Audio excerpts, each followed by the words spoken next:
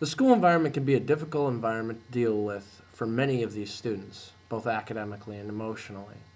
Deficits in cognitive processing can lead to poor academic achievement or reaching an academic plateau.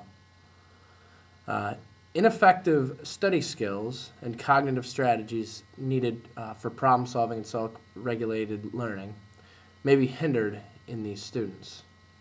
Students who struggle in the classroom as a result of these disabilities may face induced failure, passive learning styles, and learned helplessness, which most certainly will make success for these students difficult. Many of these students are likely to have a reduced ability to retain information, which may result in a discrepancy between ability and achievement. This can cause difficulty to be faced in areas such as reading, spelling, and/or mathematics. In addition, students with mild learning and behavioral disabilities are likely to have a reduced ability to retain information. They may face difficulty with staying on task or even may show poor study habits and organization skills in the classroom. Mild learning and behavioral disabilities can also play a key role in social skill deficits and other problem behaviors faced by these students. These disabilities can cause a student to over-respond to social stresses that most students are able to cope with.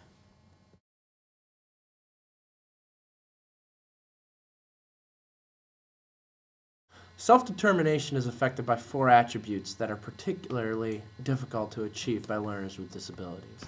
These 4 attributes are autonomy, self-regulation, psychological empowerment, and self-realization. With autonomy, the problem that many students face is that they do not have a lot of chances to achieve autonomy. This is because they generally receive so much help in resource rooms and in special ed rooms that they develop what is known as learned helplessness. The more severe the disability, the less likely they will be autonomous in their education. With self-regulation, delays in self-regulation cause others to feel that they are incapable of making their own choices. Deficits in metacognition cause them to fail to effectively use self-examination and strategic knowledge skills. These skills are vital to the success of the student's ability to use self-regulation.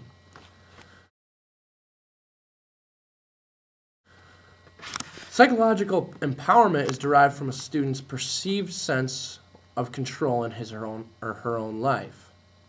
Many of these students feel like they have no control over their own learning and attribute all their success to outside forces. Finally, these students are taught how they should think rather than learning to think for themselves. Without a strong sense of self-determination skills, they are more likely to find difficulty later in life with employment and self-sufficiency.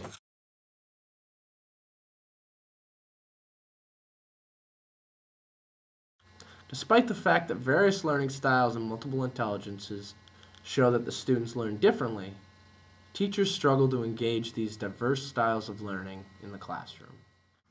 What are the different learning styles that students can have? Visual learners learn best using reading, watching demonstrations, and drawing pictures. Auditory learners learn best through listening and participating in discussions. Kinesthetic learners learn most effectively through hands-on experiences with manipulatives and other media. Many students may find deficits as their strengths and intelligence may not be actively engaged in the normal school curriculum. There are 8 types of multiple intelligences. Linguistic intelligence, logical mathematical intelligence, musical intelligence, spatial or visual intelligence, bodily kinesthetic intelligence, intrapersonal intelligence, interpersonal intelligence, and naturalist intelligence. What does Carroll's model of school learning suggest to you as a teacher? All right, I think I know. How successful a student becomes is the result of the amount of time they spend on the activity. Rate and efficiency of learning is based on how much time is given to learning the task. Learners with disabilities are likely to need more time to fully learn the material at hand.